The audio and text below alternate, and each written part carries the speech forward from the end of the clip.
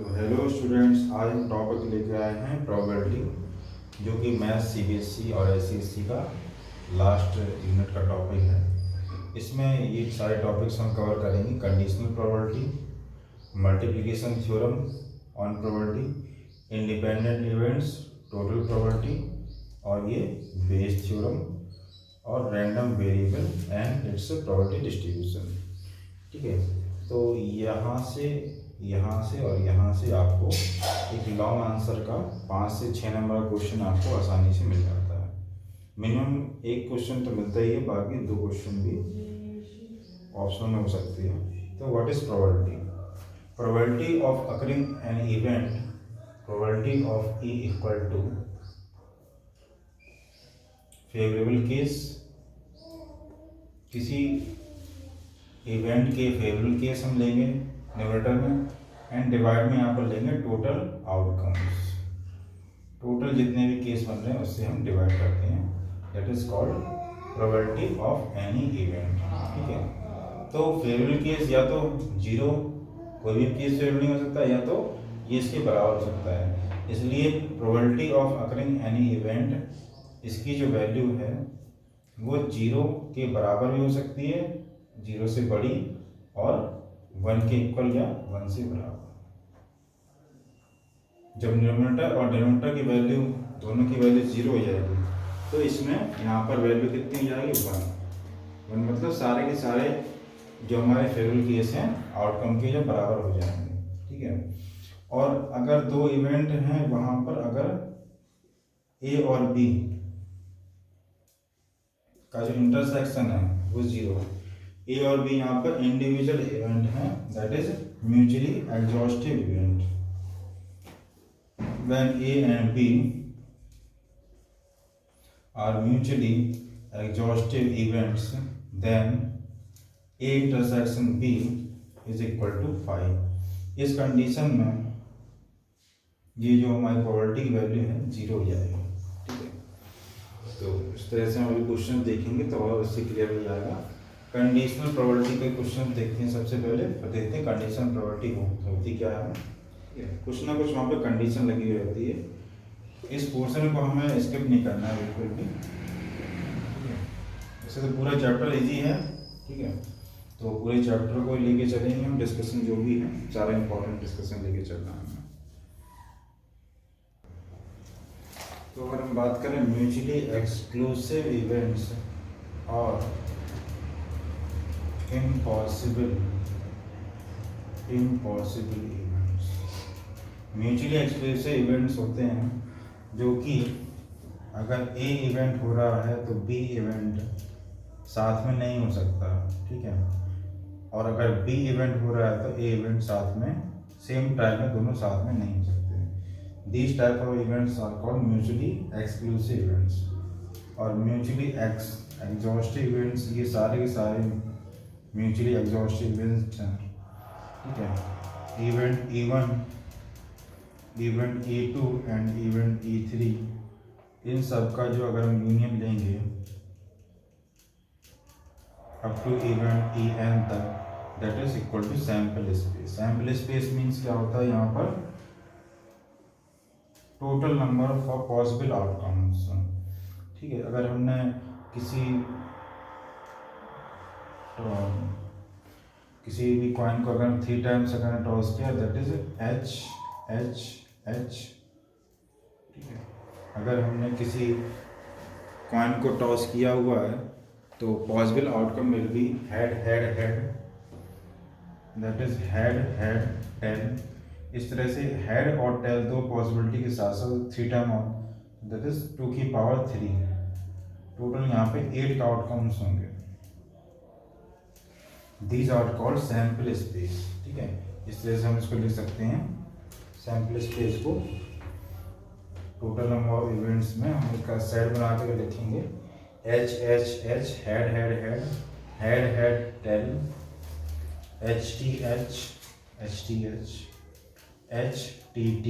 HTT, उसके बाद TTT। ठीक है, उसके बाद TTH हो गया, THT हो जाएगा, इसके बाद THT, THT, ठीक है। और उसके बाद फिर 3 4 5 6 7, ठीक, HTH हो गया,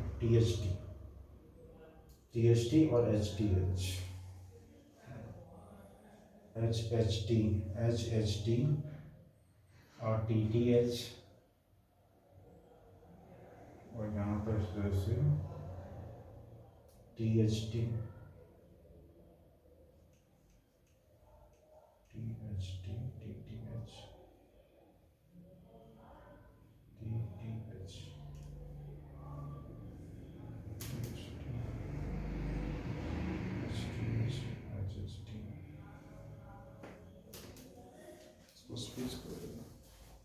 चल रहा था, पॉज करो इसको। सो यहाँ पर टोटल नंबर ऑफ आउटकम्स जितने भी होंगे उसको हम सैम्पल स्पेस में ले सकते हैं। So it will B how many outcomes, total 8 का आउटकम्स होते थे। HHH, HHT, HTH, HTT, TTT, TTH और इस तरह से। तो इसको हम देखते हैं फिर सैम्पल स्पेस को, एलिमेंट्री इवेंट्स जो उसके बेसिक एलिमेंट्स हैं। ये पूछा जाता है सबसे ज़्यादा म्यूचुअली एग्जॉस्टिव और म्यूचुअली एक्सक्लूसिव। इन सब इवेंट्स में कोई भी फैक्टर कॉमन नहीं है, ठीक है, ये सब कॉमन फैक्टर नहीं, that is fine mutually exhaustive events. So conditional probability of A by B. A by B is the symbol of conditional probability. It can be also asked as probability of B by A. So probability of occurrence of event A when B occurs. A by B को हम इसे define करेंगे.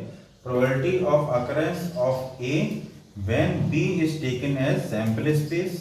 इसको भी हम same A by B निकालेंगे. Probability of occurrence of A with respect to probability of B. With respect to मतलब हमें probability of B से यहाँ पर डिवाइड करना है। अब सेम फॉर्मूले इसके लिए डिफाइन होंगे, यहाँ पर जो A है वहाँ पर B आ जाएगा probability of B by A के लिए।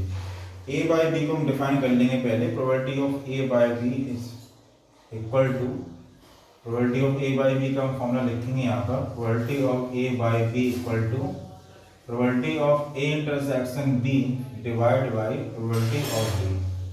यहाँ पर A बाई B है इसलिए प्रोबेबिलिटी ऑफ B से हमें यहाँ पर डिवाइड करना है, ठीक है।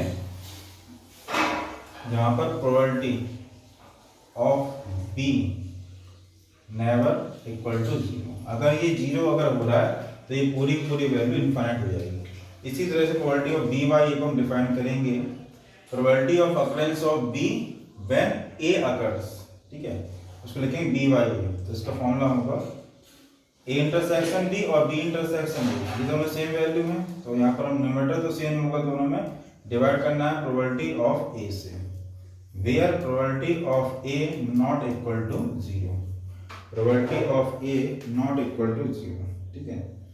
ये इस तरह से प्रोबेबिलिटी के हमारे पास दो तरह के फॉर्मूले हो गए, probability of A by B के लिए और probability of B by A के लिए, ठीक है। इसको हम n के टर्म्स में लिख सकते हैं। ये तो प्रोबेबिलिटी ऑफ A और B निकाल दी हमने, अगर हमें सेट दिया हुआ है तो same formula can be written as n of A intersection B divide with n of B, और यहाँ पे भी हम n of A intersection B divide with n of A, ठीक है। यहाँ पर नहीं डिवाइड में A है तो इसलिए A से हम डिवाइड करेंगे, यहाँ पर B में डिवाइड है तो यहाँ पर हम इसको इसलिए B से यहाँ पर डिवाइड किया गया है, ठीक है। अब इसके कुछ प्रॉपर्टीज और क्वेश्चन पे आते हैं। सो सैंपल स्पेस आर रिटन, तो फाइंड आउट इवेंट ई में क्या है, head on the third toss. Third toss में कितनी बार आ रहा है, यहाँ पर आ रहा है, यहाँ पर 2 3 और ये 4, ठीक है। तो हम फर्स्ट केस के लिए अगर देखेंगे तो n ऑफ ई की वैल्यू हमें क्या मिल रही है 4, ठीक है, और n ऑफ f की वैल्यू n ऑफ f क्या है, हेड ऑन फर्स्ट 2 टॉस, ठीक है। फर्स्ट 2 टॉस में यहाँ पर एक बार आ रहा है, 2 बार और बस 2 बार में आ रहा है, ठीक है। ई बाई एफ निकालने के लिए हमें इन दोनों का इंटरसेक्शन निकालना पड़ेगा। इसके 4 केस हैं और इसके 2 केस हैं। क्या इसके सारे 2 केस रिपीट हो रहे हैं इंटरसेक्शन में? इंटरसेक्शन में इसका केवल एक केस रिपीट हो रहा है। अगर हम इसकी बात करें, ई इंटरसेक्शन एफ की बात करें, तो हेड ऑन थर्ड टॉस और head on first 2 toss, 2 toss में से हेड कब आ रहा है? 2 में, ठीक है। एच एक ही केस रिपीट हो रहा है, दैट इज दोनों में से केवल एच एच एच ऐसा केस है जिसमें थर्ड में भी एच है और फर्स्ट 2 टॉस में भी एच आ रहा है, ठीक।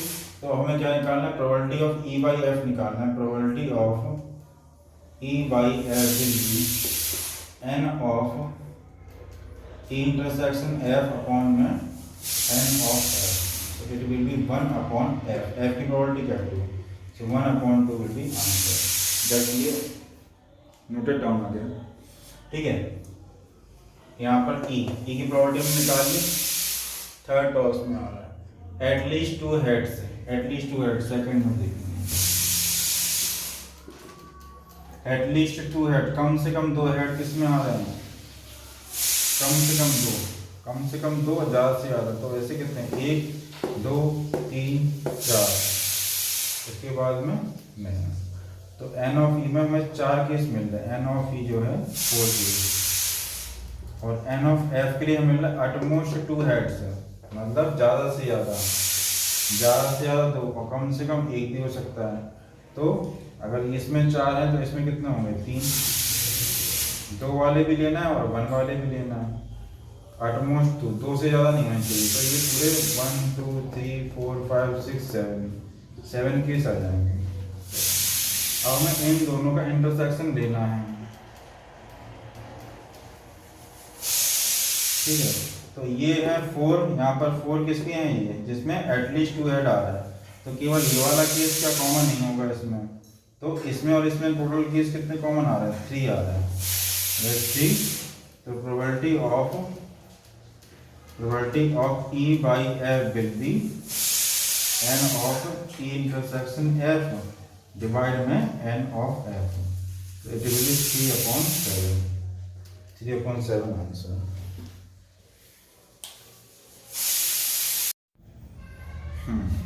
तो इसमें एफ में कितने केस हैं? यहाँ पर 7 केस हैं, ठीक है।